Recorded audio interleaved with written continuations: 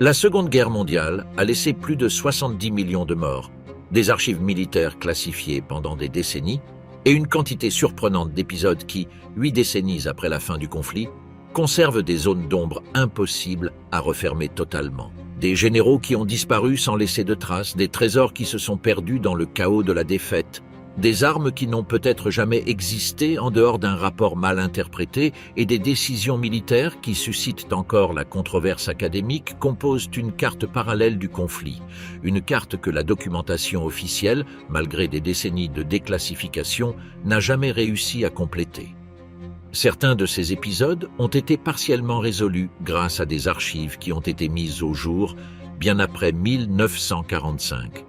D'autres demeurent exactement là où les a laissés la fin de la guerre, dans l'incertitude. Les 25 histoires suivantes couvrent des continents et des catégories distinctes, des figures de haut rang qui se sont évanouies sans laisser de corps ni de dossier clos, des cargaisons d'or et de bijoux que le chaos de la défaite a dispersés dans des mines, des tunnels et des fonds marins, des programmes scientifiques et des armes qui oscillent entre le secret réel et la légende fabriquée, et des décisions militaires dont les raisons ultimes n'ont jamais été expliquées avec précision par la documentation disponible. Ensemble, elles configurent un inventaire des points aveugles que même l'archive historique la plus exhaustive sur la guerre n'a pas réussi à couvrir complètement. Le vol final de Glenn Miller. Le 15 décembre 1944, le major Glenn Miller, directeur de la musique des forces aériennes de l'armée américaine et l'une des figures musicales les plus populaires de son époque, monta à bord d'un petit avion Nordwind Norseman sur la base de Twinwood Farm, dans le Bedfordshire, à destination de Paris. Il devait y préparer un concert de Noël pour les troupes alliées qui venaient de libérer la ville. Il était accompagné du pilote, le lieutenant John R. S. Morgan, et du lieutenant-colonel Norman Bessel. L'avion décolla par mauvais temps avec un brouillard dense au-dessus de la Manche et n'arriva jamais à destination. Ni l'aéronef ni les corps de ses 3 occupants ne furent jamais retrouvés. L'enquête officielle ne put établir de cause définitive. L'une des hypothèses les plus soutenues indique que le Norseman, équipé d'un carburateur sujet à la formation de glace dans des conditions d'humidité et de froid extrême, tomba simplement en mer à cause d'une défaillance mécanique connue de ce modèle d'avion. Une autre théorie, défendue par le vétéran britannique Fred Shaw dans les années 90, soutient qu'un groupe de bombardiers Lancaster de la RAF, revenant d'une mission avortée au-dessus de Siegen, largua sa charge explosive sur une zone désignée de la Manche afin d'alléger son poids avant d'atterrir, précisément au moment et à l'endroit où l'on estime que volait l'avion de Miller. Des chercheurs ultérieurs recalculèrent les coordonnées et conclurent que la tranche horaire ne coïncidait pas avec une précision totale, ce qui laissa l'hypothèse sans confirmation ni rejet définitif. Au fil des décennies surgirent en outre des versions moins étayées, depuis un prétendu atterrissage forcé en France, occupé jusqu'à des rumeurs selon lesquelles Miller serait mort dans une maison close parisienne et que sa mort aurait été dissimulée pour des raisons de décence militaire. Une histoire sans aucun appui documentaire. Des pêcheurs et des chercheurs sous-marins ont signalé à différents moments des restes compatibles avec un Norseman sur le fond de la Manche, mais aucun ne fut identifié de manière concluante comme l'avion de Miller au moyen d'un numéro de série ou d'une autre preuve matérielle. L'armée américaine décida, en outre, de ne pas informer la presse de la disparition avant plusieurs semaines, en pleine bataille des Ardennes, afin de ne pas affecter le moral des troupes. Ce délai alimenta, dès le tout premier moment, les versions qui suggéraient autre chose qu'un accident.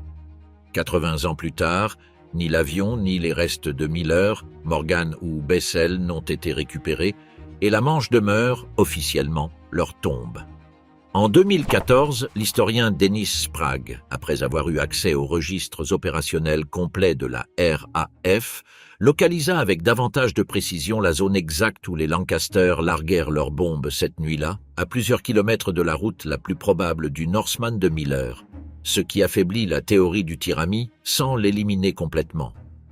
Aucune revendication ultérieure de découverte de restes sur le fond de la Manche, y compris celle présentée par des plongeurs privés au cours de différentes décennies, ne fut validée officiellement par le ministère britannique de la Défense, qui continue de classer l'affaire comme une perte opérationnelle sans localisation connue. L'étrange voyage de Rudolf Hess en Écosse. Le 10 mai 1941, Rudolf Hess, numéro 3 dans la hiérarchie du régime nazi et successeur désigné de Hitler après Hermann Göring, décolla seul d'Augsbourg aux commandes d'un chasseur bimoteur Messerschmitt Bf 110 modifié avec des réservoirs de carburant supplémentaires. Il vola sur plus de 1500 km jusqu'en Écosse, où il sauta finalement en parachute près d'Eaglesham, à quelques kilomètres de la résidence du duc de Hamilton. Son objectif déclaré était de négocier une paix séparée avec la Grande-Bretagne, fondée sur l'idée que les deux nations germaniques devaient s'unir contre l'Union soviétique, dont l'invasion serait lancée par l'Allemagne à peine 6 semaines plus tard. L'opération fut maintenue dans le secret absolu, même au sein du propre régime allemand. Hitler, informé après le vol, réagit avec ce que ses collaborateurs décrivirent comme une véritable commotion et ordonna de diffuser la version selon laquelle Hess avait agi de sa propre initiative, possiblement affecté par des déséquilibres mentaux, un récit qui convenait aux deux camps, à l'Allemagne pour se dissocier de l'épisode et à la Grande-Bretagne pour éviter qu'il soit interprété comme un signe de faiblesse face à une proposition de paix réelle. Ce qui ne fut jamais totalement éclairci, c'est dans quelle mesure le duc de Hamilton, pilote de la RAF et figure ayant une certaine sympathie préalable envers le rapprochement anglo-allemand, attendait le contact. Et si des services de renseignement britanniques participèrent à attirer Hess par l'intermédiaire d'intermédiaires. Certains historiens soutiennent que le M6 organisa une opération de tromperie en utilisant un agent double pour faire croire à Hess qu'il existait un groupe aristocratique britannique disposé à négocier, exploitant ainsi sa bonne foi pour le neutraliser politiquement. D'autres considèrent que Hess agit uniquement motivé par sa propre lecture de la situation, influencé par l'occultisme et l'astrologie qu'il professait, sans aucun type de piège entre les deux. Des documents liés à l'affaire restèrent classifiés aux archives nationales britanniques beaucoup plus longtemps que la majorité des dossiers de l'époque, ce qui alimenta les soupçons sur leur contenu. Lorsqu'ils furent finalement partiellement déclassifiés dans les années 90 et 2000, ils n'apportèrent pas de réponse définitive sur le degré de coordination préalable. Hess resta détenu le reste de sa vie, fut jugé à Nuremberg et condamné à la réclusion à perpétuité et mourut dans la prison de Spandau en 1987. Jusqu'à aujourd'hui, les motifs exacts de son vol, le rôle réel des services de renseignement britanniques et la connaissance que Hitler avait du plan restent sans version historique unanime. Son épouse, Ilse Hess, mena pendant des décennies une campagne internationale pour obtenir sa libération pour des motifs humanitaires, soutenue même par des gouvernements occidentaux vers la fin de sa vie. L'Union soviétique, cependant, opposa systématiquement son veto à chaque tentative de libération au sein du comité des 4 puissances qui administrait Spandau, en soutenant que Hess devait purger la totalité de sa peine, une position que certains historiens interprètent comme une forme tardive de représailles politiques plutôt que comme une décision juridique strictement fondée. La mort de Hitler, le corps qui ne convainquit jamais tout à fait. Le 30 avril 1945, alors que l'armée rouge se trouvait à quelques pâtés de maison de la chancellerie du Reich, Adolf Hitler et Eva Braun, qui l'avaient épousé la veille, moururent dans le bunker souterrain de Berlin. Selon les témoins qui survécurent, Hitler se tira une balle avec son pistolet tout en mordant une capsule de cyanure et Braun ingéra du poison. Les corps furent emmenés dans le jardin de la chancellerie, aspergés d'essence et partiellement brûlés sur ordre exprès de Hitler, qui craignait que son cadavre ne soit exhibé comme trophée soviétique à la manière de Mussolini quelques jours auparavant. Des troupes soviétiques du Smersh, le contre-espionnage militaire, trouvèrent les restes calcinés quelques jours plus tard et les soumirent à une autopsie secrète. L'identification reposa principalement sur le témoignage de Kate Heusermann, assistante du dentiste de Hitler, et sur des radiographies dentaires qui correspondaient à des bridges et à des plombages très particuliers. L'Union soviétique, cependant, ne confirma pas publiquement la mort de Hitler pendant des années, et Staline alla jusqu'à suggérer devant les alliés occidentaux que le dictateur avait pu s'échapper, une ambiguïté délibérée qui cherchait à semer le doute et à éviter qu'il ne soit transformé en martyr parmi ses partisans. Les restes demeurèrent sous garde soviétique dans différents lieux d'Allemagne de l'Est jusqu'en 1970, lorsque, selon des documents du KGB déclassifiés en 1990, ils furent exhumés, incinérés complètement et leurs cendres jetées dans un affluent de l'Elbe, afin d'éviter que l'endroit ne devienne un lieu de culte néo-nazi. Cependant, un fragment de crâne avec un orifice de balle et une portion de mâchoire avec dentition furent conservés dans les archives d'État de Russie. En 2009, une équipe de l'Université du Connecticut obtint un échantillon du fragment de crâne et, en analysant son ADN, détermina qu'il appartenait à une femme âgée de 20 à 40 ans, ce qui rouvrit la discussion sur l'authenticité des pièces exposées par Moscou pendant des décennies. La controverse se maintint jusqu'en 2018, lorsqu'une équipe médico-légale dirigée par le médecin français Philippe Charlier obtint l'accès à la dentition conservée dans les archives russes. Et, après l'avoir comparée aux fiches dentaires originales et aux radiographies de 1945, conclut avec un degré élevé de certitude scientifique qu'elle correspondait à Hitler, écartant ainsi la possibilité d'une fuite. Malgré cette conclusion, des théories populaires sur une fuite vers l'Amérique du Sud, alimentées par des livres sans soutien documentaire publiés depuis les années 60, continuent de circuler, soutenues davantage par la fascination culturelle que par des preuves historiques vérifiables. Parallèlement aux théories de fuite, différents dossiers du FBI et du renseignement argentin déclassifiés ces dernières années ont généré des vagues périodiques de gros titres sur un supposé refuge de Hitler en Patagonie, aucun n'étant soutenu par une preuve médico-légale comparable à la dentition analysée en 2018. L'ambiguïté initiale de Staline elle-même, ajoutée à la destruction finale des restes en 1970, garantit que la question survivrait plus longtemps que ce que les preuves disponibles auraient dû permettre. Heinrich Müller, le chef de la Gestapo qui s'est évanoui. Heinrich Müller, chef de la Gestapo et responsable direct de la coordination des déportations vers les camps d'extermination, fut vu pour la dernière fois avec certitude dans la nuit du 1er mai 1945 à l'intérieur du bunker de la chancellerie, tandis qu'il discutait avec d'autres officiers de la possibilité de tenter un rapprochement avec les soviétiques. À partir de ce moment, sa trace se perd complètement. À la différence de Bormann ou de Hitler, dont le destin fut éclairci avec le temps, celui de Müller ne fut jamais confirmé par aucune autorité. En 1963, les autorités de Berlin-Ouest exhumèrent une tombe dans le cimetière juif de Mitte qui portait son nom, identifié à l'origine en 1945 à partir d'un cadavre retrouvé près du bunker. L'analyse osseuse détermina que la fosse contenait en réalité les restes de 3 personnes différentes, aucune d'entre elles ne correspondant à Müller, ce qui invalida la seule preuve physique qui lui avait été attribuée jusqu'alors. Depuis lors, les services de renseignement occidentaux enquêtèrent de manière intermittente sur des dizaines de pistes. Des témoignages qui le situaient vivant en Amérique du Sud sous une fausse identité, des documents de la CIA déclassifiés dans les années 2000 qui mentionnaient des rapports non confirmés sur un possible recrutement par les services de renseignement tchécoslovaques ou même soviétiques après la guerre, et des rumeurs persistantes selon lesquelles il serait mort à Berlin pendant les combats finaux et aurait été enterré de manière anonyme dans une fosse commune non identifiée. Aucune de ces lignes ne produisit une preuve concluante. Le centre Simon Wiesenthal et différentes agences de recherche de criminels de guerre maintinrent son dossier ouvert pendant des décennies, sans résultat. À la différence d'autres hauts commandants nazis qui furent jugés, capturés ou dont le corps fut identifié au moyen de tests ADN, comme cela se produisit finalement avec Martin Bormann en 1998 ou avec Joseph Mengele en 1992, Müller représente l'un des rares cas dans lesquels il n'existe même pas de consensus historique sur le fait de savoir s'il est mort en 1945 ou s'il a survécu plusieurs années de plus quelque part. Son dossier personnel à la Gestapo, à la différence de celui de beaucoup de ses subordonnés, ne fut pas non plus récupéré complet, ce qui priva les chercheurs d'une source directe pour reconstruire tant sa carrière que son possible destin final.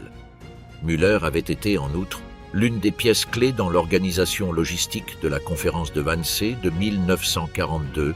et dans la coordination administrative des déportations vers les camps de l'Est, ce qui faisait de sa recherche une priorité particulière pour les chasseurs de criminels de guerre de l'après-guerre. Des documents soviétiques partiellement déclassifiés après la chute de l'URSS mentionnent un officier au nom de famille similaire, recruté par des services de renseignement d'Europe de l'Est, mais aucun historien ne parvint à établir une identification fiable entre cette personne et le chef de la Gestapo. À la différence d'Adolf Eichmann, capturé par des agents israéliens en Argentine en 1960 après des années de surveillance, ou de Klaus Barbie, extradé de Bolivie en 1983, le cas Müller ne produisit jamais ni une capture ni une confirmation médico-légale de sa mort, ce qui en fit l'un des rares hiérarques nazis de premier niveau dont le dossier policier international continue, formellement, à ne pas être clos. Le prisonnier de Spandau était-ce vraiment Rudolf Hess ? Après sa capture en 1941 et sa condamnation à la réclusion à perpétuité lors des procès de Nuremberg, Rudolf Hess passa plus de 4 décennies comme unique détenu de la prison de Spandau, à Berlin, gardé conjointement par les 4 puissances occupantes.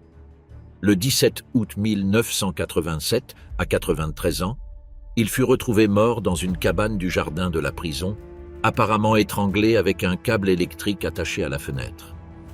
Les autorités conclurent qu'il s'agissait d'un suicide, bien que sa famille et plusieurs chercheurs aient contesté cette version, en signalant qu'un homme de son âge et à la mobilité réduite aurait difficilement pu se donner la mort de cette manière sans l'assistance de tiers.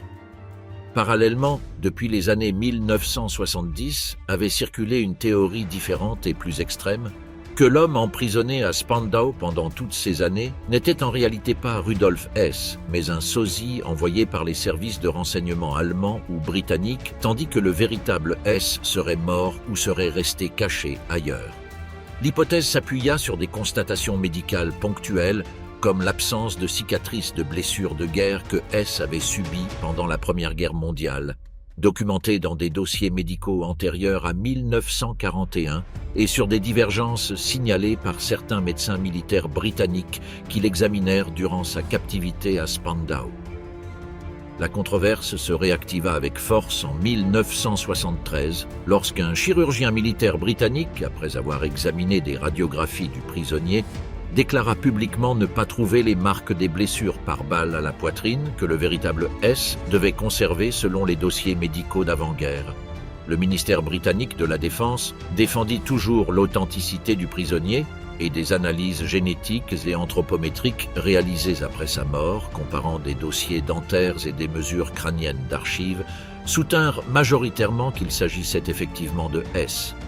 Cependant, une partie de la documentation médicale complète de ces examens pendant la captivité ne fut jamais publiée intégralement, ce qui soutient encore aujourd'hui un groupe réduit mais persistant d'historiens et d'anciens militaires qui défend la théorie du sosie. Le cas de Spandau combine ainsi 2 mystères superposés, l'identité réelle du prisonnier et la véritable cause de sa mort, aucun n'étant clos avec l'unanimité qui accompagne habituellement d'autres dossiers de l'après-guerre déjà réglés par l'historiographie. Le régime même de garde partagée, dans lequel l'Union soviétique, les États-Unis, le Royaume-Uni et la France se relayaient mensuellement pour surveiller un unique prisonnier,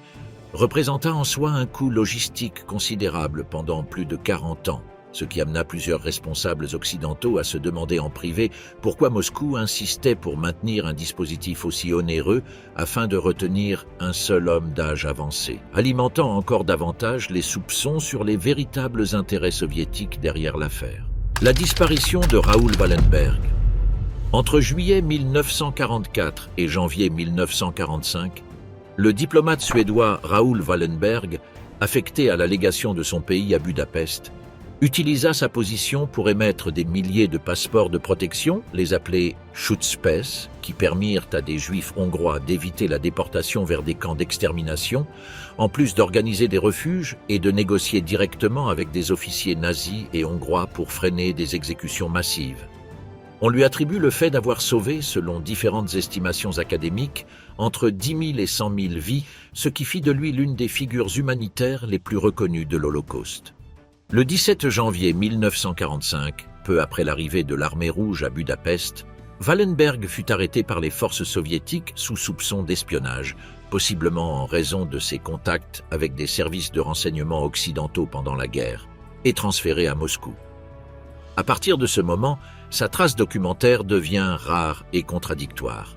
L'Union soviétique nia pendant des années avoir quelque information que ce soit sur lui, jusqu'à ce qu'en 1957, elle admette que Wallenberg était mort dans la prison de Lubyanka le 17 juillet 1947, présumément d'un infarctus, selon un rapport signé par le chef médical de la prison. Des enquêtes suédo-russes conjointes réalisées dans les années 90 et 2000, après l'accès partiel aux archives soviétiques, trouvèrent des incohérences dans cette version. Le rapport médical manquait d'appui dans d'autres registres hospitaliers de l'époque, et des témoins qui partagèrent la captivité avec Wallenberg à différents moments postérieurs à 1947 déclarèrent avoir vu ou entendu parler d'un prisonnier qui correspondait à sa description dans les années suivantes, même jusqu'à la décennie de 1960. Aucun de ces témoignages ne put être confirmé de manière indépendante et les archives du KGB liées à son cas, loin d'éclaircir le panorama, montrèrent des registres incomplets ou directement absents pour des périodes spécifiques de sa captivité. La commission conjointe conclut en 2000 sans pouvoir établir avec certitude ni la date réelle de sa mort, ni les circonstances exactes, laissant officiellement ouverte la possibilité que Wallenberg eût survécu dans le système pénitentiaire soviétique au-delà de ce qui avait été déclaré par Moscou.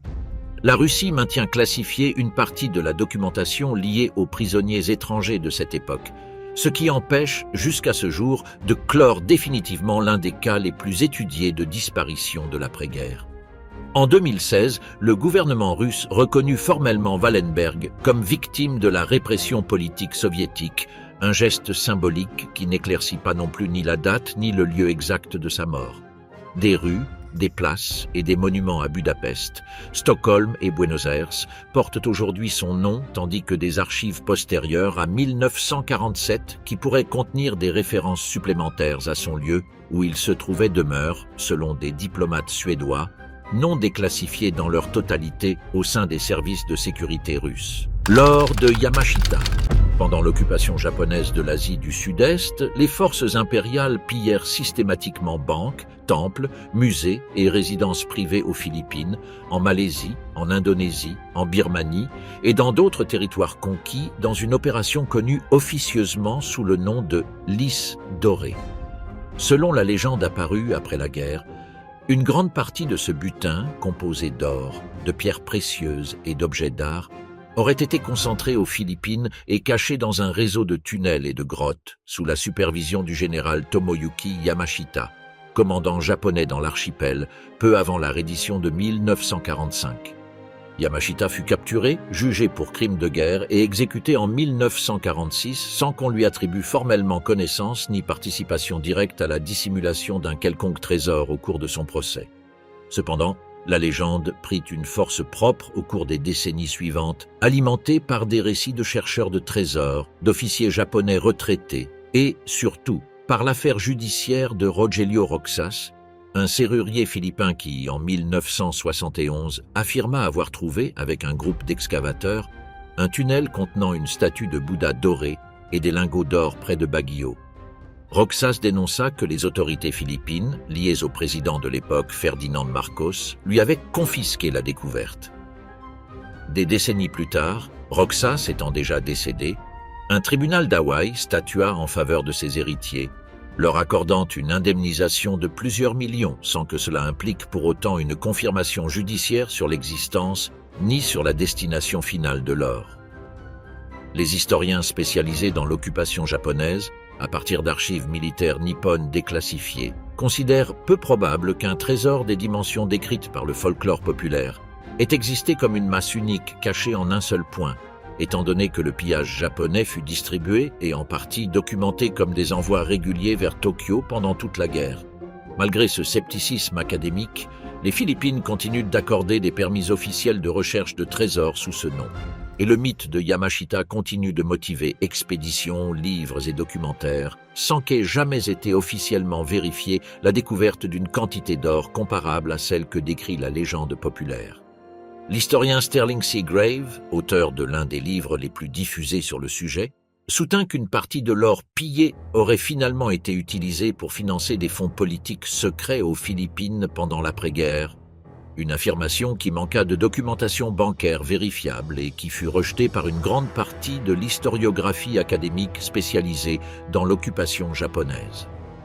Le gouvernement philippin continue néanmoins de recevoir des demandes annuelles de permis d'excavation fondées sur la légende. La chambre d'ambre.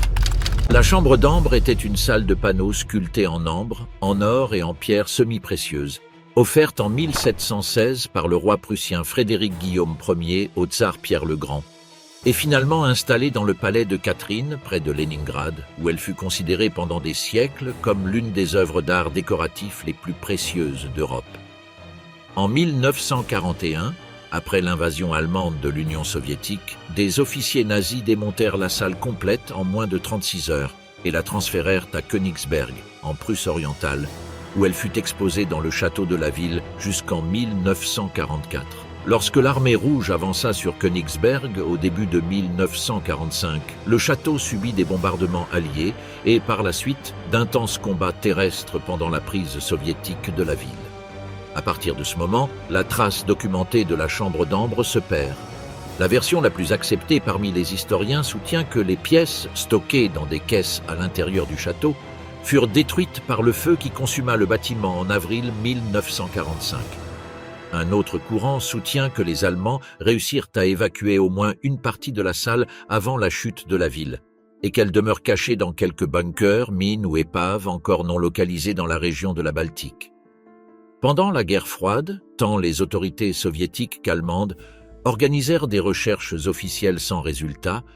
et de nombreux chasseurs de trésors amateurs affirmèrent avoir trouvé des pistes dans des mines de Pologne, des sous-sols de Kaliningrad, l'actuel Königsberg, ou même au fond de lacs voisins, aucune n'étant confirmée avec rigueur expertale.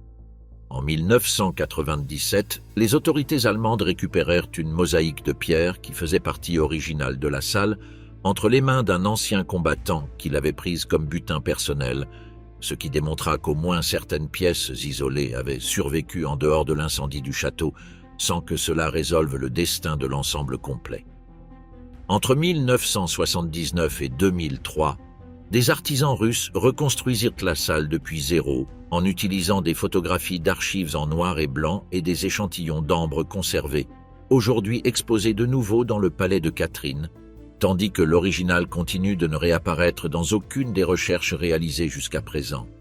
En 2020, un groupe de chercheurs allemands reprit la recherche dans une carrière abandonnée près de Deutsch-Neudorf, en Saxe, après la découverte d'une carte attribuée à un officier des SS, sans que les forages réalisés confirment aucune trouvaille liée à la salle originale. Chaque nouvelle piste, récurrente depuis les années 50, a suivi le même schéma. Attente médiatique initiale suivie d'un résultat négatif, sans que cela ait réussi, jusqu'à maintenant, à décourager de nouvelles expéditions. Certains historiens de l'art soutiennent que, étant donné la valeur presque inestimable de la salle, sa destruction totale par incendie paraît moins probable que ce que l'on a supposé pendant des décennies, et qu'il est plus raisonnable de supposer qu'au moins des fragments significatifs furent retirés de Königsberg avant sa chute finale, dispersés ensuite parmi des collectionneurs privés qui, conscients de leur origine volée, ne les déclarèrent jamais publiquement. Le train d'or de Wałbrzych. En 2015, deux chercheurs de trésors, le polonais Piotr Koper et l'allemand Andreas Richter, annoncèrent publiquement avoir localisé, au moyen d'un radar à pénétration de sol, un objet souterrain d'environ 100 mètres de long près d'un tronçon de voie abandonné à proximité du château de Książ, à Wałbrzych, dans le sud-ouest de la Pologne. Selon leur interprétation, il s'agissait d'un train blindé allemand caché dans un tunnel scellé durant les derniers mois de la guerre, possiblement chargé d'or, de bijoux et d'œuvres d'art pillées, liées à la légende locale d'un convoi disparu dans les jours chaotiques de la retraite allemande de Silésie en 1945. L'annonce coïncida avec une ancienne tradition orale de la région, qui depuis l'après-guerre parlait d'un train fantôme caché dans l'un des nombreux tunnels du projet RISE, un complexe souterrain construit avec du travail forcé sous les montagnes voisines à des fins encore débattues par les historiens, allant de bunkers de commandement à des installations industrielles secrètes liées au programme d'armement allemand. La nouvelle suscita une attente internationale considérable et amena les autorités polonaises, avec une équipe de géologues et des forces armées, à réaliser des fouilles officielles en 2016. Les forages et les études géophysiques ultérieures ne trouvèrent aucun tunnel artificiel ni structure ferroviaire au point indiqué. Le gouvernement polonais conclut que l'anomalie détectée par le radar correspondait probablement à une formation géologique naturelle et clôtura officiellement l'enquête sans aucune découverte. Koper et Richter maintinrent, malgré les résultats, que leurs mesures originales étaient correctes et que le point fouillé ne coïncidait pas exactement avec celui qu'ils avaient indiqué au départ. La légende du train d'or de Wałbrzych, documentée depuis les années 50 dans des récits de mineurs et de soldats de la zone, demeure sans vérification. Et le vaste système de tunnels du projet RISE, seulement partiellement exploré jusqu'à aujourd'hui en raison d'effondrements et du manque de plans complets, continue d'alimenter de nouvelles expéditions de recherche dans la région toutes les quelques années. L'épisode, malgré le résultat négatif des fouilles officielles, multiplia le tourisme à Wałbrzych et revalorisa l'intérêt pour le projet RIES comme destination de visite guidée, générant un curieux effet économique positif à partir d'une découverte qui finalement n'exista pas. Des chercheurs polonais continuent néanmoins de documenter chaque année de nouvelles sections du complexe souterrain, sans qu'aucune n'ait jusqu'à présent livré de matériel compatible avec un convoi ferroviaire complet. Le nom même du projet RISE reste sans traduction de finalité définitive parmi les historiens, tandis que certains le relient à la fabrication de composants pour des programmes de fuséologie avancés, d'autres l'associaient à des abris anti-aériens pour le haut commandement régional, et l'absence de plans architecturaux complets, dont beaucoup furent détruits délibérément avant la retraite allemande de Silésie, empêche encore aujourd'hui de résoudre avec certitude quelle était sa fonction principale au-delà de la légende du train. L'or du Reichsbank qui ne fut jamais entièrement comptabilisé. Le 4 avril 1945, des soldats américains de la 90e division d'infanterie découvrirent, dans une mine de sel proche de la localité de Merkers, en Thuringe, l'une des plus grandes découvertes de la guerre.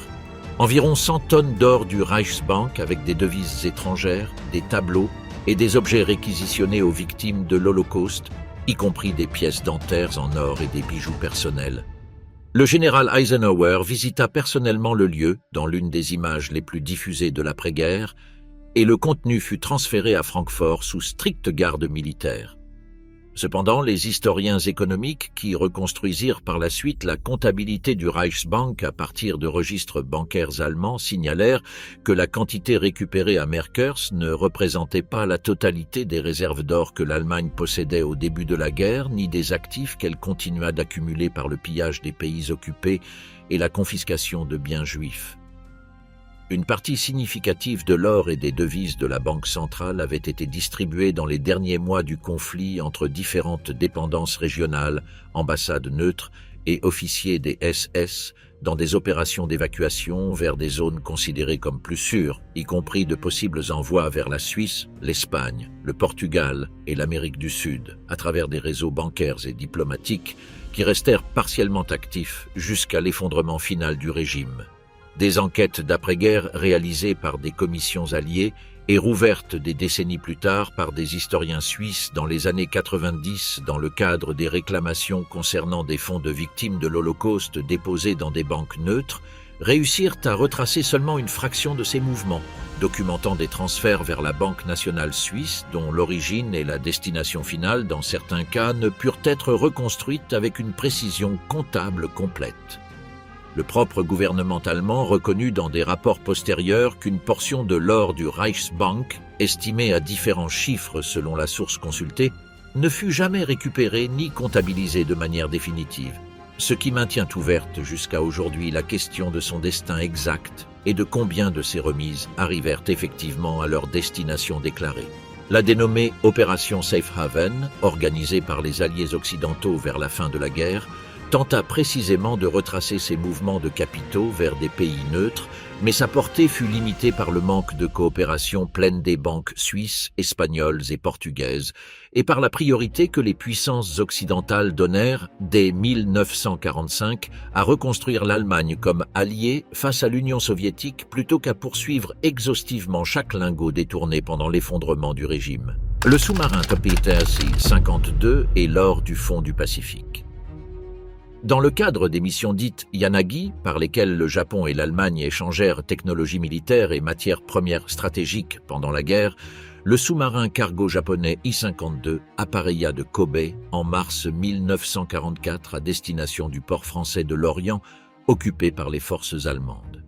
Ils transportaient entre autres matériaux de l'étain, du caoutchouc, de la quinine, de l'opium et environ 2 tonnes d'or réparties en 146 lingots, destinés à payer l'Allemagne pour de l'équipement militaire, y compris des plans de radar, de sonar et possiblement des composants pour un avion à réaction.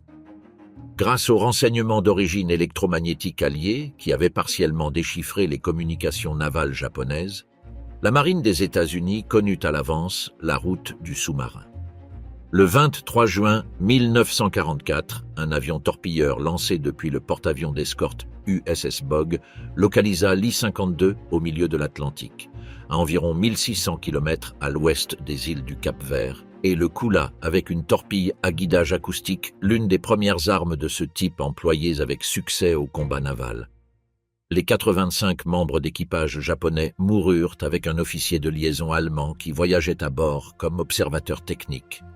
Le sous-marin resta perdu jusqu'en 1995, lorsque le chasseur de trésors américain Paul Tidwell, après des années de recherche dans des archives navales déclassifiées, localisa les restes à une profondeur de 5200 mètres, l'une des explorations d'épaves les plus profondes réalisées jusqu'alors avec une technologie civile. Des expéditions ultérieures avec des véhicules opérés à distance confirmèrent la présence de caisses et de conteneurs compatibles avec la cargaison déclarée et récupérèrent même quelques échantillons de lingots pour analyse en laboratoire, mais l'extraction complète de l'or ne se concrétisa jamais, en partie à cause de litiges juridiques sur la propriété de la cargaison entre le gouvernement japonais, le gouvernement américain et l'entreprise de Tidwell, et en partie à cause des coûts extraordinaires qu'implique une opération soutenue à cette profondeur. La majeure partie de l'or de l'I-52, selon les propres estimations des explorateurs qui le localisèrent, demeure encore au fond de l'Atlantique. Le gouvernement japonais soutint pendant des années que la cargaison, s'agissant d'un navire de guerre coulé au combat, devait être considérée comme relevant de l'immunité souveraine, ce qui compliqua toute tentative de récupération commerciale par l'entreprise de Tidwell. Une expédition de 1998 avec un submersible habité confirma de nouveau l'intégrité relative de la coque à cette profondeur, mais les coûts d'une extraction à grande échelle, estimés à plusieurs dizaines de millions de dollars, ont freiné jusqu'à aujourd'hui toute opération définitive de sauvetage. Le naufrage de l'Awamaru. L'Awamaru était un navire japonais de passagers et de fret auquel, dans un cas exceptionnel au sein du droit de la guerre, les États-Unis accordèrent une garantie de passage sûr en mars 1945, en échange du transport de fournitures de la Croix-Rouge destinées à des prisonniers alliés retenus en Asie du Sud-Est. L'accord, communiqué par des canaux diplomatiques à travers la Suisse, incluait l'obligation que le navire navigue avec les lumières allumées pendant la nuit et arbore des marques distinctives pour éviter d'être confondu avec un objectif militaire légitime. Dans la matinée du 1er avril 1945, tandis qu'il traversait le détroit de Taïwan de retour vers le Japon, l'Awamaru fut aperçu par le sous-marin américain USS Queenfish, dont le commandant, Charles Elliott Laughlin, identifia par erreur le navire comme un destroyer ennemi en raison du brouillard et de défaillances dans la communication interne au sujet du sauf-conduit en vigueur pour cette route et cette date. Le Queenfish tira 4 torpilles qui coulèrent l'Awamaru en quelques minutes, tuant plus de 2000 personnes, parmi des membres d'équipage, des passagers civils et des prisonniers de guerre alliés qui voyageaient à bord dans le sens contraire de celui officiellement déclaré par Tokyo. Un seul survivant fut secouru. Laughlin fit face à un conseil de guerre pour la violation de l'accord de passage sûr, bien qu'il fût sanctionné de manière légère et poursuivit sa carrière navale sans conséquences majeures. Au-delà de la tragédie humaine, le naufrage alimenta pendant des décennies des rumeurs sur une cargaison supplémentaire non déclarée dans le manifeste officiel. Or, platine, diamants industriels et œuvres d'art pillées dans des territoires occupés que le Japon aurait tenté de rapatrier en profitant de l'immunité du convoi. La Chine, qui revendiqua une partie des restes parce qu'ils se trouvaient dans ce qu'elle considérait comme ses eaux,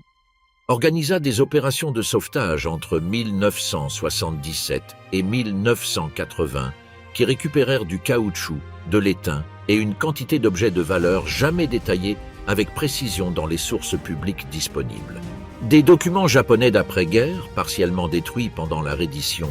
ne permirent pas de reconstruire un inventaire complet de la cargaison réelle de l'Awamaru,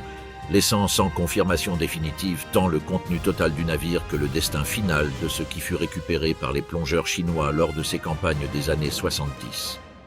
Le propre département d'État américain avait averti la marine, par un message chiffré arrivé avec des retards aux sous-marins, de la présence du convoi protégé sur cette route exacte, une défaillance de communication que différents historiens navals considèrent comme la cause administrative centrale de la tragédie, au-delà de l'erreur d'identification visuelle commise par Loughlin cette nuit de brouillard.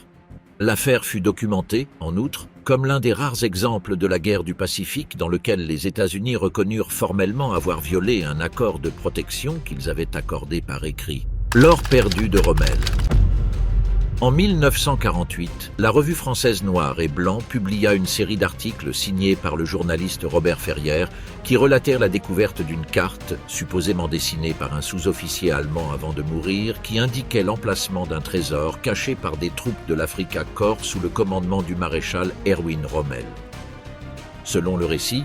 avant la retraite allemande d'Afrique du Nord en 1943, des officiers auraient enterré dans des grottes de Corse ou en un point de la côte tunisienne une cargaison de bijoux, d'or et de devises pillées pendant la campagne, transportées dans un sous-marin qui n'arriva jamais à destination. L'histoire connut un succès immédiat et déclencha une vague d'expéditions privées en Corse pendant les années 50 et 60, financées même par des entrepreneurs et des aventuriers étrangers, sans qu'aucune ne parvienne à trouver trace du supposé trésor. En 1953, Ferrière lui-même reconnut publiquement, dans une autre publication, que toute l'histoire avait été une invention de sa part pour augmenter les ventes de la revue, y compris la carte, présentée comme un document graphique élaboré par lui-même sans aucune base réelle ni témoignage véritable derrière. Malgré cette confession, largement diffusée à l'époque dans les cercles journalistiques français, le mythe de l'or de Rommel survécut et muta avec le temps, alimentant de nouvelles versions qui n'attribuaient plus l'origine de l'histoire à Ferrière, mais la situaient comme un fait historique authentique mal démenti par des intérêts occultes. Des documentaires, des livres et au moins une production cinématographique reprirent la légende dans les décennies postérieures, la présentant souvent sans mentionner son origine comme invention journalistique délibérée. Des chasseurs de trésors continuèrent à explorer des grottes côtières de Corse jusque bien avant dans le XXIe siècle, et la combinaison d'un démenti peu diffusé hors de France avec l'attrait narratif d'un maréchal légendaire et d'un trésor de guerre maintint vivante une histoire qui, à la différence d'autres mystères de cette liste, naquit comme une fiction reconnue et pourtant ne finit jamais de disparaître de l'imaginaire populaire sur la guerre dans le désert. La persistance du mythe fut si forte qu'elle inspira même, des années plus tard, des intrigues de romans d'aventure et au moins un scénario cinématographique centré sur la recherche d'un trésor nazi en Méditerranée, genre qui continua à produire des récits similaires bien après que la propre confession de Ferrière eût été documentée dans des archives journalistiques françaises d'accès public. Des équipes équipées de détecteurs de métaux modernes parcoururent de nouveau les côtes corses dans la décennie de 2010, attirés une nouvelle fois par des récits locaux qui, malgré le démenti d'origine, continuaient à se transmettre de génération en génération parmi les habitants de l'île. Opération végétarien. Entre 1942 et 1944, des scientifiques du Centre de recherche britannique de Porton Down développèrent, sous le nom de Code d'opération végétarien, un plan de guerre biologique destiné à faire s'effondrer la chaîne alimentaire allemande.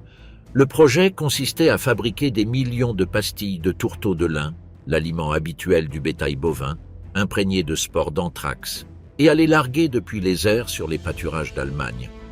L'objectif était que le bétail les consomme, meure de l'infection, et que la chaîne de contagion s'étende à la population civile par la consommation de viande et de lait contaminés, générant une crise alimentaire et sanitaire capable d'accélérer l'effondrement de l'effort de guerre allemand. Le plan fut réservé comme une option de représailles, autorisée à être activée uniquement si l'Allemagne utilisait d'abord des armes chimiques ou biologiques contre le Royaume-Uni, ou comme recours si la guerre se prolongeait au-delà de ce qui était prévu après le débarquement de Normandie. En 1944, environ 5 millions de tourteaux contaminés avaient été produits et stockés, prêts à être chargés dans des bombardiers de la RAF au cas où le cabinet de guerre donnerait l'ordre définitif de déploiement. Les essais sur l'efficacité de l'anthrax furent réalisés sur la petite île écossaise de Grunard, qui resta si contaminée qu'elle demeura inhabitée et interdite au public pendant presque 5 décennies,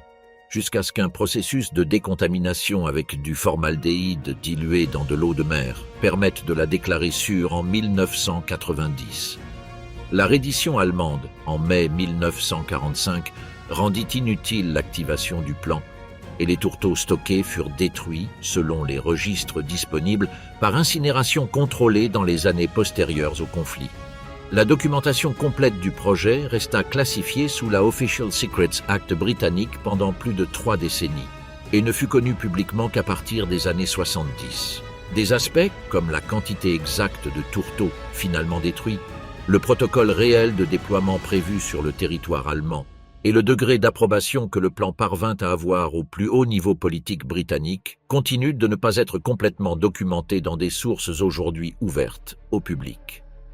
Le programme fit partie d'un effort plus vaste de coopération scientifique entre le Royaume-Uni, les États-Unis et le Canada en matière de guerre biologique, coordonné sous différents noms de code pendant ces années, dont l'historique complet des essais, des installations et des stocks produits en territoire nord-américain demeurent, dans une large mesure, encore classifiés ou dispersés entre les archives militaires des 3 pays qui ne centralisèrent jamais une version conjointe et publique du projet. Die Glock, l'arme secrète qui n'a peut-être jamais existé. Depuis le début des années 2000 circule, principalement à partir du livre du journaliste polonais Igor Witkowski et de sa diffusion ultérieure par l'écrivain américain Joseph Farrell, l'histoire d'un supposé projet secret allemand connu sous le nom de Die Glock, la cloche.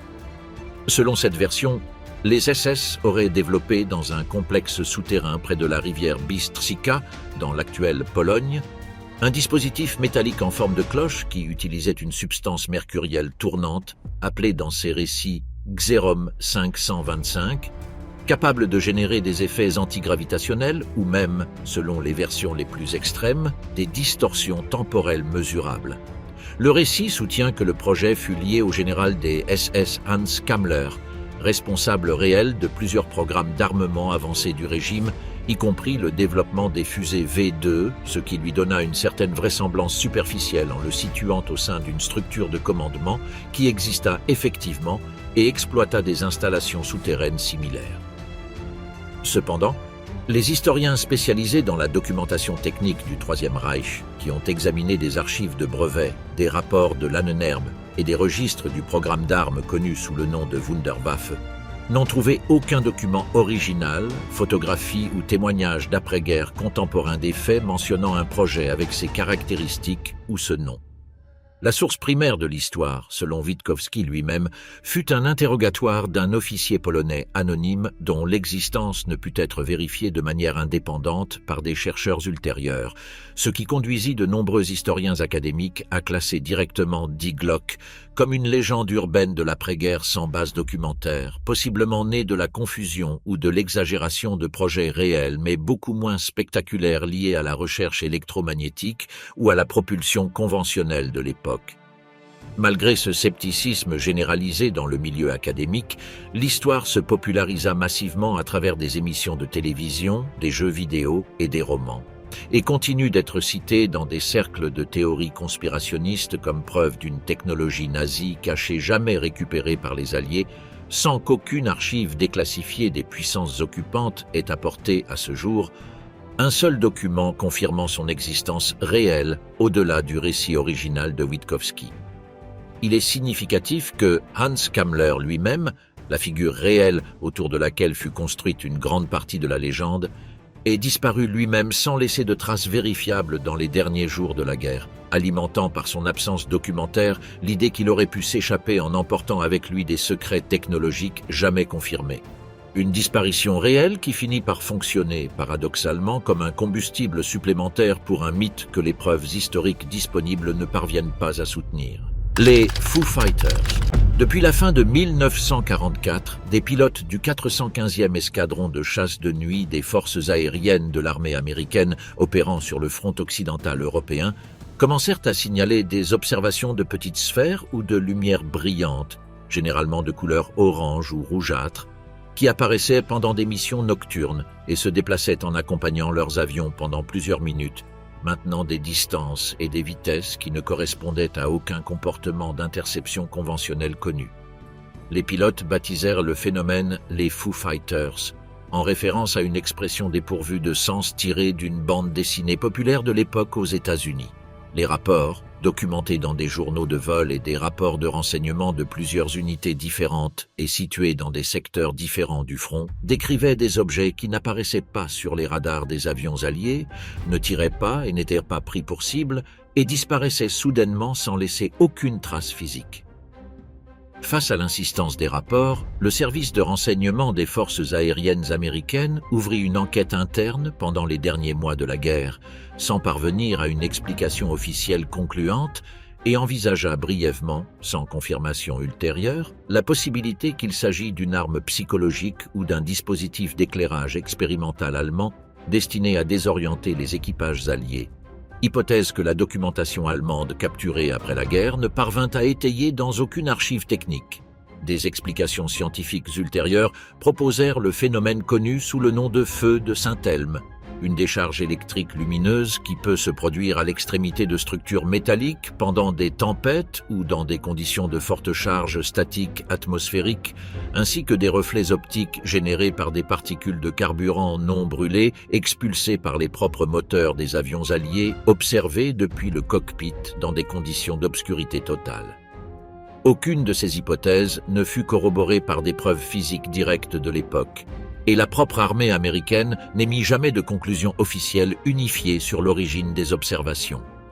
Le terme, popularisé après la guerre, finit même par donner son nom à un groupe de rock formé des décennies plus tard, tandis que le phénomène original demeure, dans les archives militaires consultées, catalogué officiellement comme non résolu. L'un des rapports les plus cités, enregistré en décembre 1944 près de Strasbourg,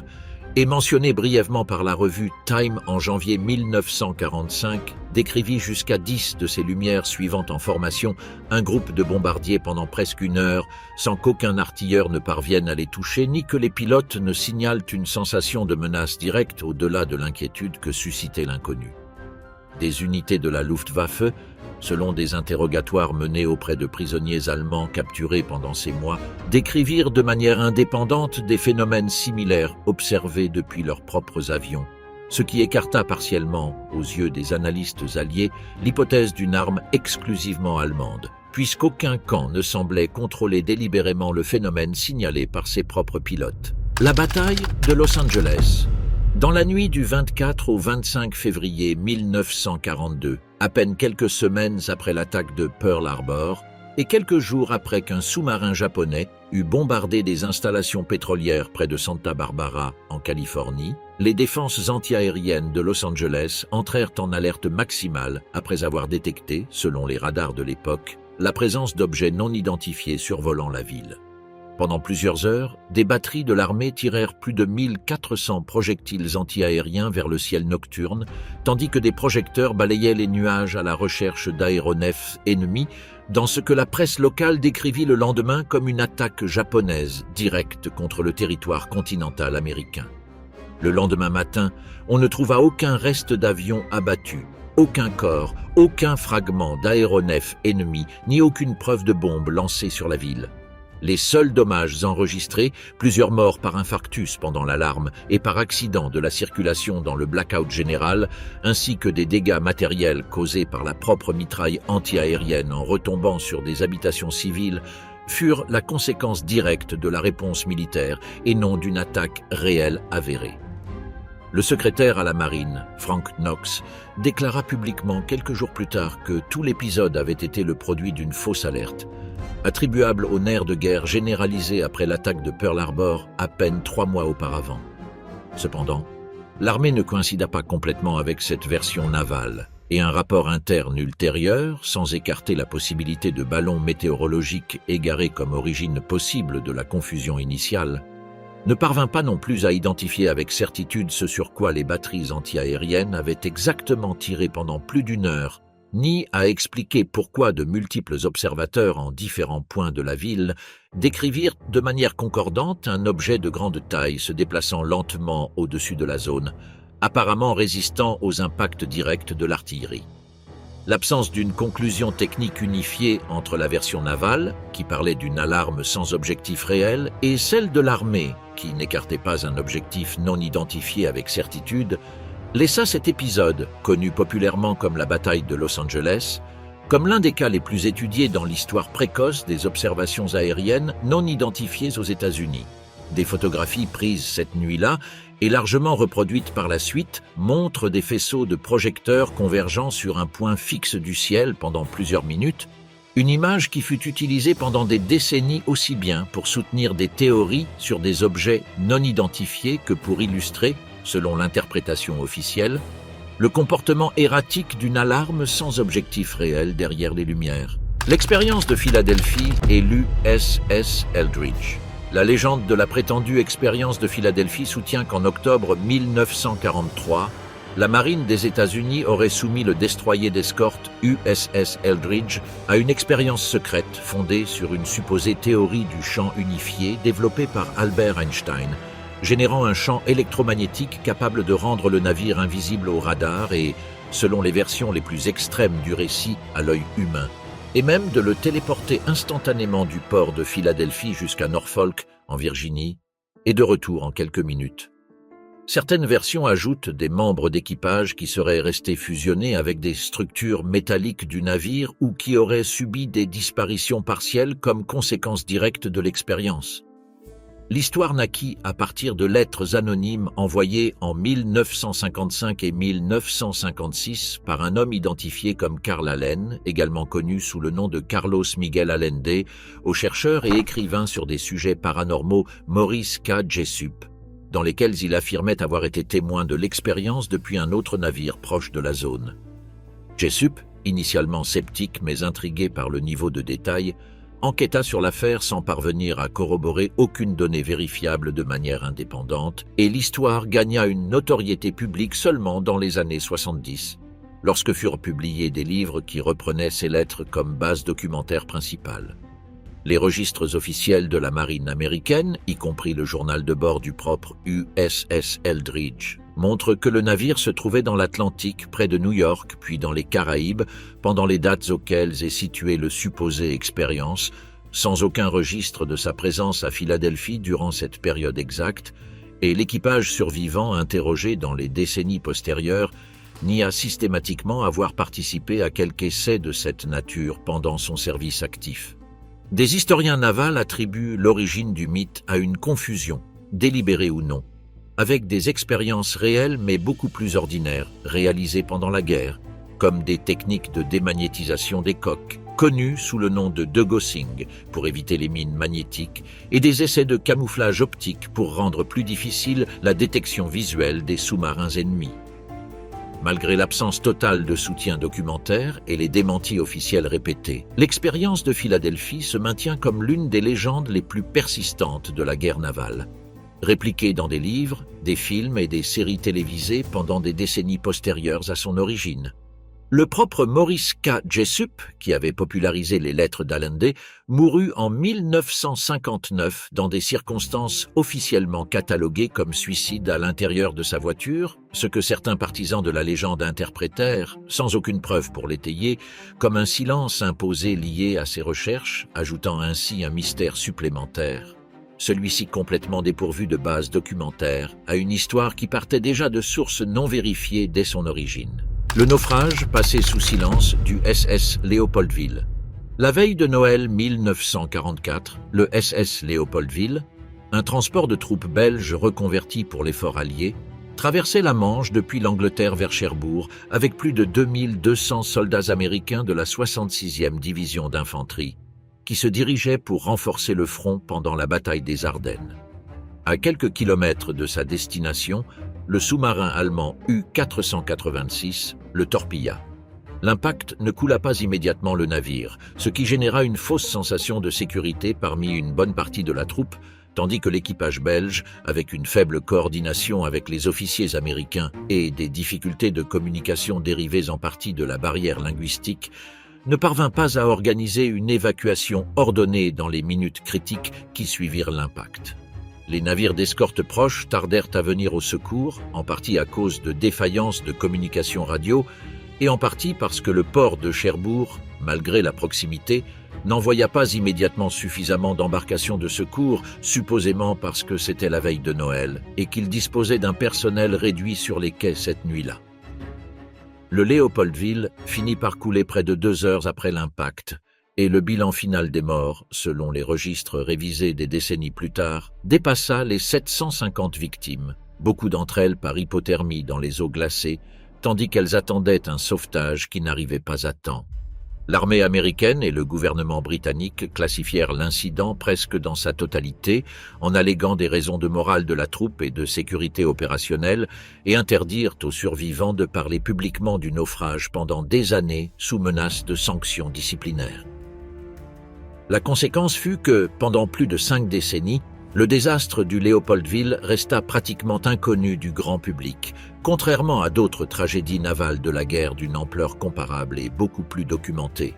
Ce n'est que dans les années 90, après la déclassification partielle d'archives militaires et la publication d'enquêtes indépendantes fondées sur les témoignages de survivants déjà âgés, qu'une chronologie plus complète du désastre fut reconstruite. Même ainsi, des responsabilités spécifiques, comme pourquoi l'équipage belge ne disposait pas de canaux de sauvetage suffisants en bon état, ou pourquoi la réponse depuis Cherbourg tarda autant cette nuit-là en particulier, ne furent jamais établies avec la précision qu'eurent d'autres désastres navals alliés mieux documentés de la même guerre. Un mémorial dédié aux morts du Léopoldville ne fut officiellement inauguré à Cherbourg qu'en 1996, plus de 5 décennies après le naufrage, coïncidant avec la déclassification qui permit aux survivants de parler publiquement pour la première fois sans restriction, un contraste notable avec la rapidité avec laquelle d'autres désastres alliés de la guerre reçurent une reconnaissance officielle et une mémoire publique. Katyn, le crime que l'URSS nia pendant un demi-siècle. Au printemps 1940, la police secrète soviétique NKVD exécuta de manière systématique environ 22 000 citoyens polonais, pour la plupart des officiers de l'armée, des policiers, des fonctionnaires et des membres de l'intelligentsia capturés après l'invasion soviétique de la Pologne orientale en 1939. Les exécutions, réalisées par balles dans la nuque, eurent lieu en différents points, parmi lesquels la forêt de Katyn, près de Smolensk, et les corps furent enterrés dans des fosses communes qui restèrent cachées pendant des années. En 1943, des troupes allemandes qui occupaient la région annoncèrent la découverte des fosses de Katyn et accusèrent publiquement l'Union soviétique du massacre, dans une campagne de propagande destinée à fracturer l'alliance entre les soviétiques et les gouvernements occidentaux en pleine guerre. L'Union soviétique nia toute responsabilité et, à son tour, accusa l'Allemagne d'avoir commis les exécutions après avoir occupé la zone en 1941. Les gouvernements alliés, principalement les États-Unis et le Royaume-Uni, connaissaient à travers leurs propres rapports de renseignement de solides indices de la responsabilité soviétique, mais choisirent, pour des raisons de nécessité stratégique en pleine guerre contre l'Allemagne, de ne pas remettre publiquement en cause la version de Moscou, leur partenaire militaire indispensable sur le front oriental. Cette position resta pratiquement intacte pendant toute la guerre froide. L'Union soviétique soutint officiellement la culpabilité allemande jusqu'en 1990, lorsque sous le gouvernement de Mikhaïl Gorbatchev, le Kremlin reconnut pour la première fois la responsabilité directe du NKVD. Et en 1992, la Russie remit à la Pologne une documentation qui incluait l'ordre original signé par Staline et d'autres membres du Politburo autorisant les exécutions massives d'officiers polonais. Malgré cette reconnaissance, les archives complètes sur l'opération, y compris l'emplacement exact de certaines fosses supplémentaires et les noms de la totalité des victimes, ne furent pas remises dans leur intégralité et la Russie classifia de nouveau une partie de l'enquête judiciaire sur Katyn en 2004 en alléguant des raisons de sécurité nationale. Des organisations polonaises et des familles de victimes continuent de réclamer, jusqu'à aujourd'hui, l'accès intégral à ces dossiers, ce qui maintient partiellement ouvert dans sa dimension documentaire bien que plus dans son attribution établie, l'un des épisodes de dissimulation les plus prolongés de la guerre. La Croix-Rouge polonaise et une équipe d'experts médico-légaux de 12 pays, convoqués par l'Allemagne en 1943 en partie à des fins de propagande, avaient alors documenté une grande partie des fosses au moyen d'autopsies détaillées, rapport que l'Union soviétique elle-même tenta de discréditer après la guerre en alléguant une manipulation nazie des preuves. Une stratégie qui retarda encore davantage la reconnaissance officielle des décennies après que ces mêmes rapports se furent révélés, dans leurs aspects médico-légaux centraux, substantiellement corrects. Le nombre final de victimes lui-même continue de faire l'objet d'ajustements entre historiens polonais et russes, qui travaillent sur des listes partiellement différentes selon l'archive régionale consultée. Une divergence mineure en termes relatifs, mais qui illustre jusqu'à quel point la documentation soviétique sur l'opération ne fut jamais remise de manière complète ni unifiée aux autorités polonaises qui réclament encore aujourd'hui l'accès intégral à ces registres. Unité 731, les archives que les États-Unis achetèrent. Pendant l'occupation japonaise de la Mandchourie, l'unité 731, dirigée par le médecin militaire Shiro Ishii depuis son siège principal à Pingfan, près de Harbin, mena entre 1937 et 1945 un vaste programme d'expérimentation avec des armes biologiques et chimiques sur des êtres humains, utilisant des prisonniers chinois, soviétiques, coréens et, dans une moindre mesure, des alliés occidentaux capturés. Les victimes, appelées en interne maruta, troncs de bois, furent soumises à des infections délibérées par la peste, le choléra, l'anthrax et d'autres pathogènes, à des vivisections sans anesthésie, au gel expérimental d'extrémité et à des essais d'armement biologique de terrain, dans des chiffres que différentes estimations académiques situent entre 3 000 et 12 000 morts directes, sans compter les victimes postérieures d'attaques avec des armes biologiques développées à partir de ces études dans différentes régions de Chine. À la fin de la guerre, une grande partie de la documentation et des responsables de l'unité évitèrent d'être poursuivis lors des procès de Tokyo.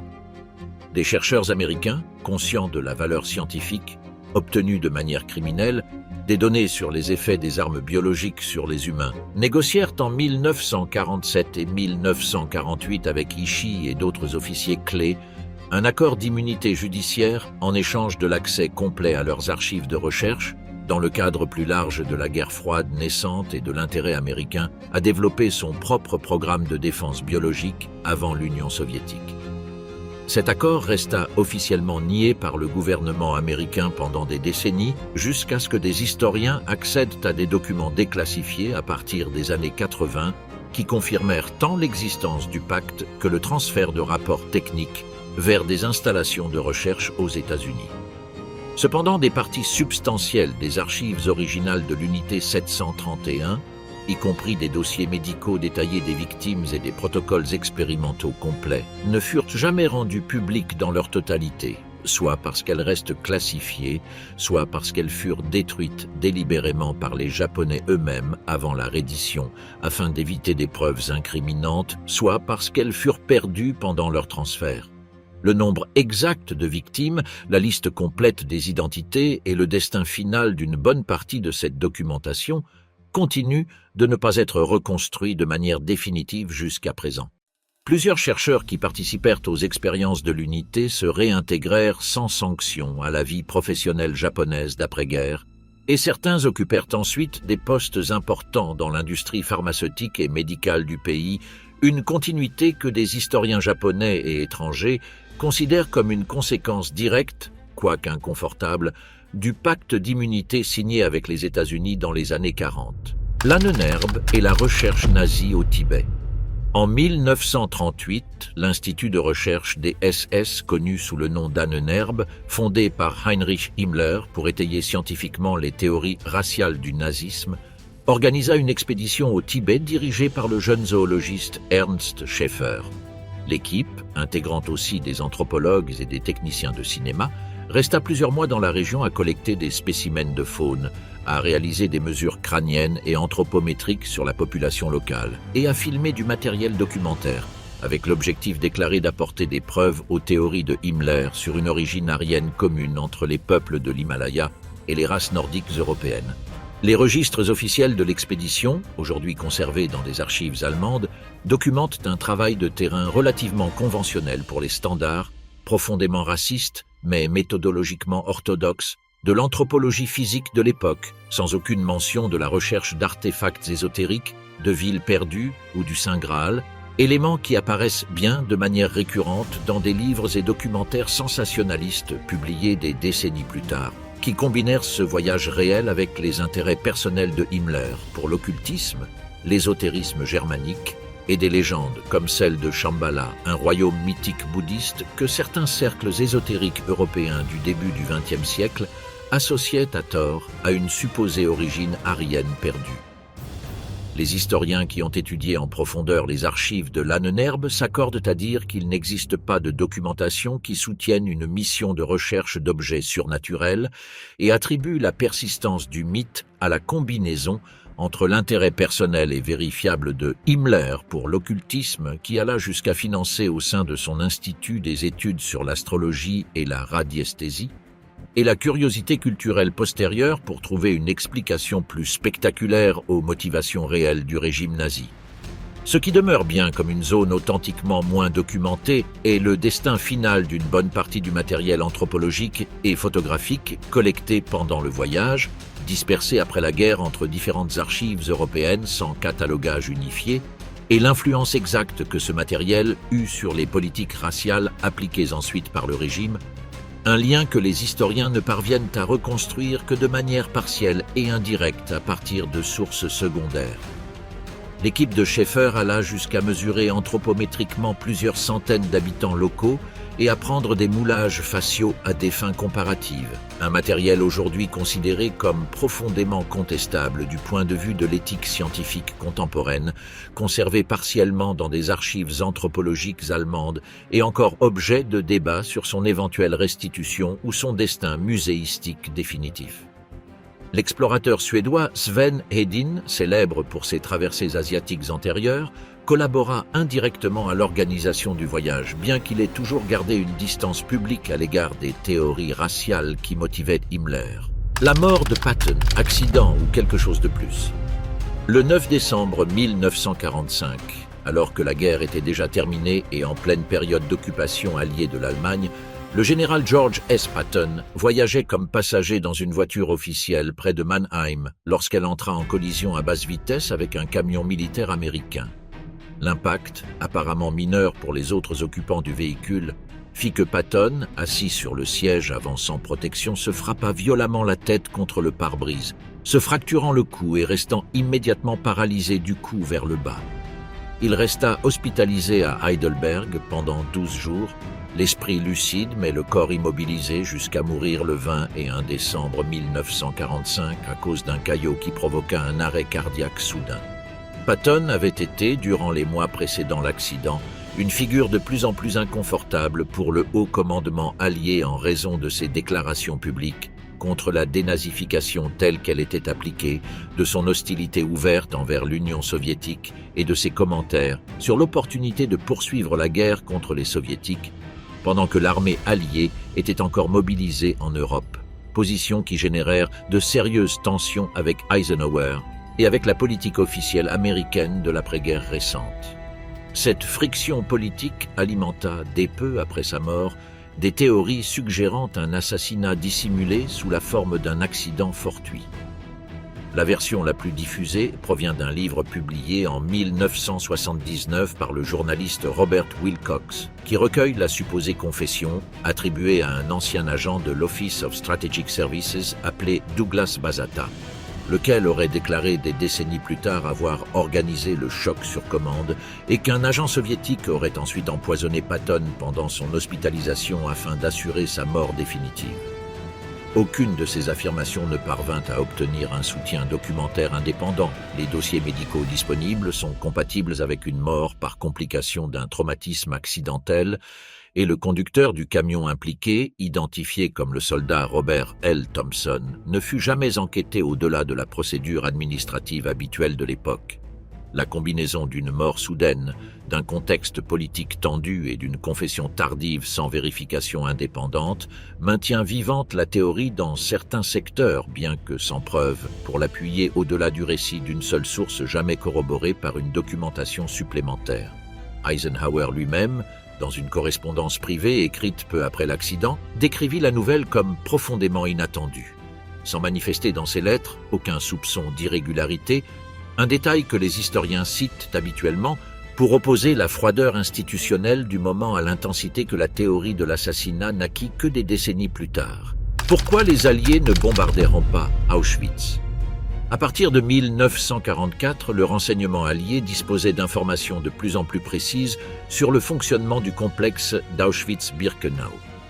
Des photographies aériennes prises de manière incidente par des avions de reconnaissance qui survolèrent la zone lors de missions dirigées contre des usines industrielles voisines captèrent, sans qu'elles fussent analysées dans ce but à ce moment-là, des colonnes de prisonniers et des structures du camp clairement visibles.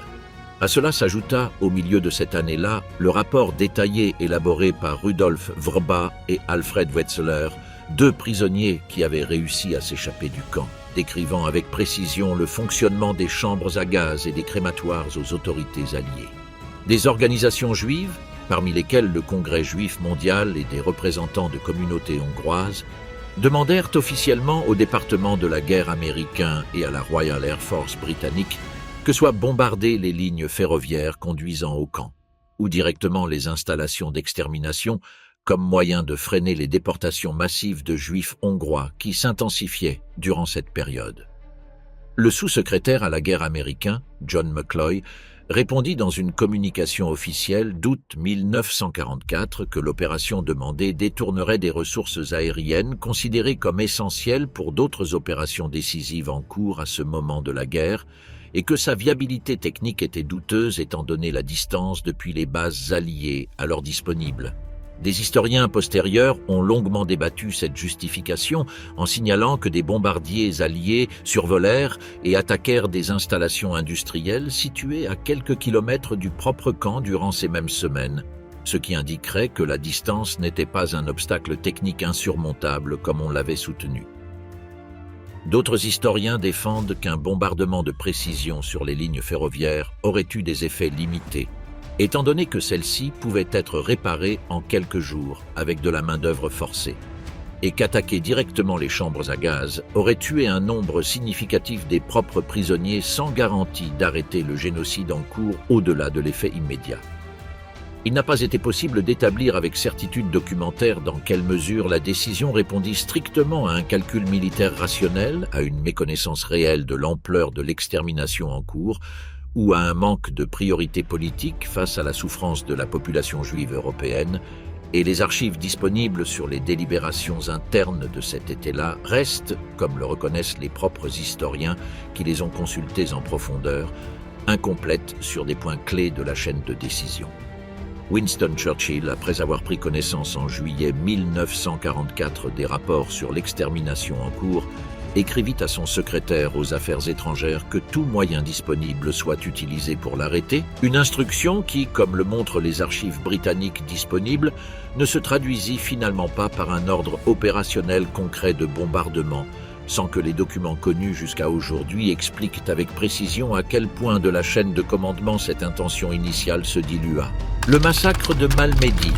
Le 17 décembre 1944, durant les premières heures de l'offensive allemande dans les Ardennes, un groupe de combat de la 1re division Panzer SS, commandé par le colonel Joachim Peiper, intercepta près du carrefour de Bonies, proche de la localité belge de Malmedy, une colonne de la batterie B du 285e bataillon d'observation d'artillerie américain. Après un bref échange de tirs, les soldats américains, inférieurs en nombre et en armement, se rendirent. Peu après, selon le témoignage des survivants, des troupes allemandes ouvrirent le feu avec des mitrailleuses sur le groupe de prisonniers désarmés, réunis dans un champ ouvert, tuant environ 84 hommes en quelques minutes. Après la fin de la guerre, un tribunal militaire américain mena, en 1946, le procès de Dachau, dans lequel 73 membres de l'unité de Peiper furent accusés du massacre et d'autres crimes commis pendant l'offensive des Ardennes. 43 reçurent des condamnations à mort et le reste des peines de prison, y compris Peiper lui-même, condamné à la pendaison. Cependant, à partir de 1948, commencèrent à circuler des dénonciations selon lesquelles les interrogateurs américains avaient obtenu une bonne partie des aveux par des méthodes coercitives, y compris des simulacres d'exécution, la privation de sommeil et des coups, ce qui conduisit à une révision interne de l'armée et, en 1949, à une enquête du Sénat menée par un comité auquel participa activement le sénateur d'alors Joseph McCarthy. La pression politique dérivée de ces dénonciations conduisit à ce qu'aucune des condamnations à mort ne soit finalement exécutée et Peiper, avec le reste des condamnés, vit ses peines commuées et fut libéré en 1956, plus d'une décennie avant ce que prévoyaient ses sentences originales. La controverse laissa deux questions sans réponse unanime parmi les historiens. Si le massacre original fut un ordre délibéré de la chaîne de commandement allemande ou le résultat d'une situation chaotique qui s'aggrava sans contrôle explicite au milieu du combat, et jusqu'à quel point les irrégularités réelles dans le procès judiciaire ultérieur, utilisées aussi par les défenseurs des condamnés pour contester la légitimité du jugement dans son ensemble, finirent par bénéficier indûment à des responsables d'un crime de guerre dont l'exécution, selon la majorité des preuves testimoniales disponibles, fut bien intentionnel dès le premier tir. Joachim Peiper, qui après avoir purgé une partie de sa peine s'installa sous son vrai nom dans la localité française de Travesse, mourut en juillet 1976 lorsque son habitation fut incendiée pendant la nuit, présumément par d'anciens membres de la résistance française qui avaient identifié son passé. L'affaire ne fut jamais résolue judiciairement et aucun responsable ne fut identifié ni jugé, de sorte que l'officier aux commandes du massacre de Malmedy finit, 30 ans plus tard, comme victime d'un crime aussi non élucidé que celui dont il avait lui-même été le protagoniste.